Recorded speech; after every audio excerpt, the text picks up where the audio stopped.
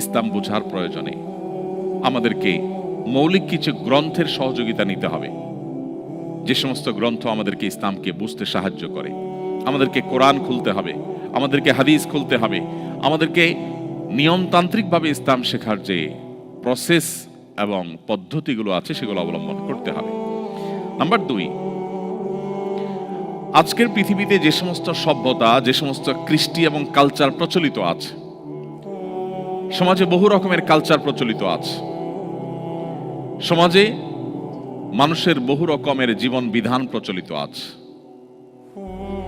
একদিকে যেমন নাস্তিক্যবাদ আছে, আরেকদিকে বিভিন্ন ধর্মের অনুসারীদের যে লাইফস্টাইল আছে, এই সব বিষয়গুলোর সাথে ইসলামকে তুলনামূলকভাবে জানার চেষ্টা করা। কম্পারেটিভ নলেজ যদি আমরা অর্জন করতে পারি, ইসলাম এবং প্রচলিত অন্যান্য কৃষ্টি কালচারের পার্থক্যের জায়গাগুলো কি, তাহলে সেক্ষেত্রে আমাদের ঈমান অনেক বেশি শক্তিশালী হবে ইনশাআল্লাহ। এবং এটার জন্য বহু বই পুস্তক আছে, বহু গবেষণা আছে, বহু আর্টিকেল আছে, বহু লেকচার আছে, সেগুলো আমাদের জন্য সহায়ক হতে পারে।